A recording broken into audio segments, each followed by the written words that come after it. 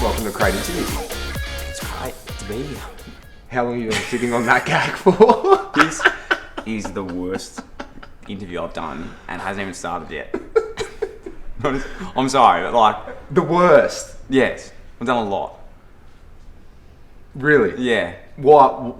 What's so bad about it? Like, there must be no budget for this, like, at all. Oh no, there's not. We're skin.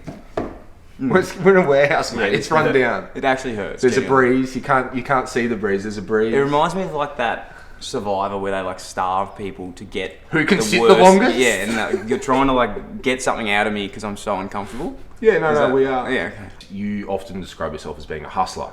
Do you think that comes off the back of when you played footy, nothing was really handed to you, so you had to always really, really work hard for it? Yeah. I've got a long answer, I've got a short answer. I'll give you the long Give me the answer long one. because we're doing an interview. The long answer would be, it took me like I was not born a hustler. Like there was not something that like I knew how to do straight away. I think if I go back to my childhood and, you know, schooling and life before getting into the AFL, like I had the easiest life ever. Like, you know, I wasn't, by no means was my family rich or did they have, you know, money. You know, nearly the opposite, but I never went without anything. So like, if I wanted something, I got it, you know, they'd ask me, and I wasn't a spoiled kid or anything, but like, we just did things, you know, we went on holidays, you know, down to the beach and nothing overseas, but you know what I mean? I wasn't rich, but I never went without. And then when I got drafted to Carlton, you know, I grew up, my dad played there, I had gone to a private school through a scholarship, and I think that there was just like this evolution of like, things were just happening and I wasn't having to work that hard for it, like it was just happening. And then when I got to the AFL, and I think when I talk about AFL in terms of AFL sometimes, I just talk about it as life, because like AFL is just life, it's just footy but it's life, you know, you learn so many things about life in footy and even in business, it's just like fast tracking it. Like I feel like every year in AFL is like 3 years of life because it's just so like pumped. And yeah, like I remember just getting there and things just weren't happening. Like, you know, I was meant to go there and play round 1. I didn't. You know, I was meant to go play my second year. I didn't. And things just weren't happening because I didn't know how to like work, and I didn't know how to like probably work hard. I didn't know how to like, if things weren't going my way, I didn't know how to like get things going my way. Do you think it's one of those things where you just said, I didn't know how to work hard? You think you're working hard when you're in it, but then when you kind of reflect on it, you're like, oh no, that wasn't hard work. Yeah, 100%. And I was just like, you know, it's never your fault. You know, it's always someone else's fault. I was Stiff. like, oh, coaches hate me. You know, they like this other guy better. And yeah, I think, you know, you can correlate that into like, you know, you're talking about your boss and these sort of things. But yeah, it honestly, there wasn't one moment that transfixed it all. But I just do remember like one chat with a guy, he's Scotland, who I, you know, is a massive mentor in my footy world, and he just said, mate, like, if you don't pull your finger out soon, like you're going to be done with, and no one's going to remember you, no one's going to care about you.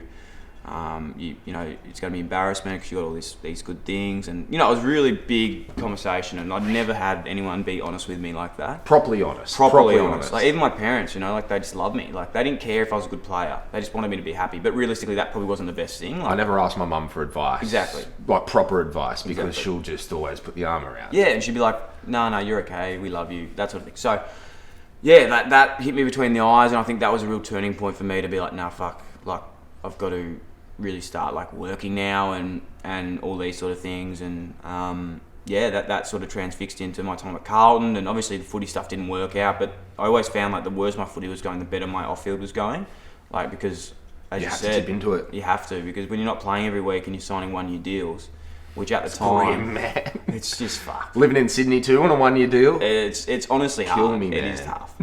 And yeah, it was just tough. So I was like, fuck, well, you know, I'm signing these 1-year deals. I don't know what's next. I signed 4 1-year deals, and I was like, I've got to start us. I've got to work out what I want to do next. And that was the start of it all, really.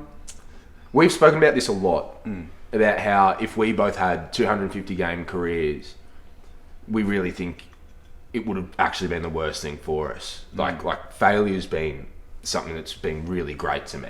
And you probably don't realise it at the time, but it's so great in retrospect. And for you, I suppose, you're at Carlton when it sucks. You guys can't win a game. You go, you get chopped, you go up to the Giants, in and out, like, don't get what you want. And obviously, when you start your footy career, you want the 250 games. 100. You want to be cheered off. You want all flags. that. Yeah. But I truly think failure is the best thing that's ever happened to me. And you'd probably be the same. 100%. Look, like, would I love the 250 game career? Like, yes. There's no denying that. Like, and there's good benefits of that as well. I just want to be rich. There's good benefits. But in saying that as well, like, I think you'd be stupid to think that at some point in your life you're not going to face adversity, whether that be after a 300 game career, whether that be in between it, or, you know, along the way. And I think, like, if I look back at it now, I think would I rather have learned all this shit at 25, 26, 27, or learn it at like 50?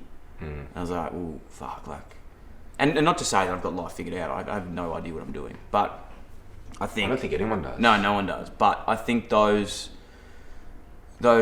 lessons, just in terms of like, yeah, you're not always going to get what you want. Even if, you know, you might deserve something, that doesn't mean you're going to get it. Or, you know, I think a big one is like people sometimes think the world's out to get them. Like, the world's not out to get you. You just got to like figure out like what's next and just be extremely positive. And I just think like through that, my favourite thing and something I honestly use every day is like, it's not what happens, it's how you react to it. And it's my favourite quote or 100%, mantra. man. And it's just like, you know, it's not the fact that I played 2 games in 2 years at the Giants. It's the fact that I actually got to go, get out of Melbourne, live in Sydney, live a life, make do all new these friends. things. Yeah, and that was the best thing that ever happened to me. So I think through shit things, like amazing things come.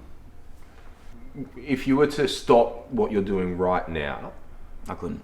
what are you most proud of? So you said going back in and doing the podcast with Andrew Bogut, and what you've hustled for.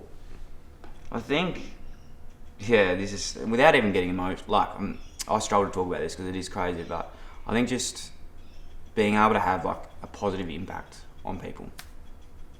Because you do. Like, there are people out there who fucking buy your stuff, they share your stuff, they connect with each other.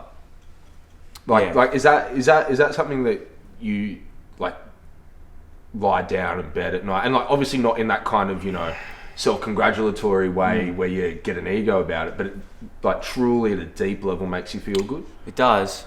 It gives me sort of goosebumps. Just like, and again, I'm not trying to say that I do anything spectacular at all, but like one thing that's been incredible is just being able to like develop a community of people and young people that, you know, like a lot of the things I talk about are just things we're talking about today, and for some people that's hard to talk about when you know that someone else has been through it, you can relate to it, and then you opens up these things. So I suppose by doing that and having young kids that can relate to it in some aspect, it's pretty fucking incredible. But yeah, it's crazy, man, and I think like it's the one thing that keeps me going. Like when I say I'm a hustler, like I do say that, but honestly, there's days where I like don't want to get out of bed. I'm so fucking tired. I'm just like, fuck this, I don't want to do work this week, you know, as everyone is like.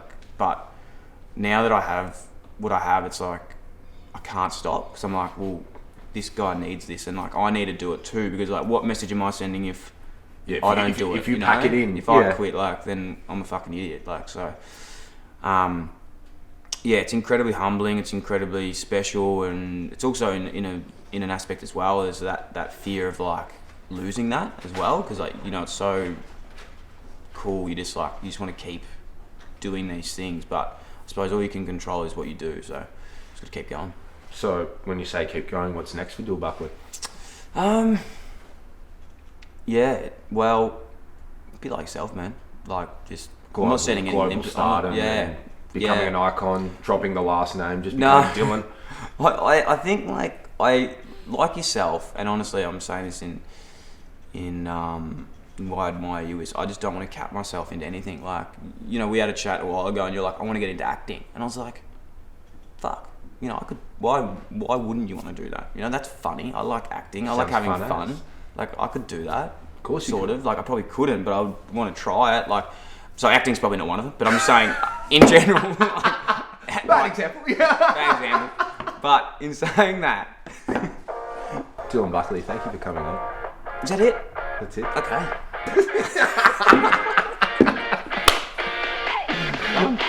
That was great. Thanks, man.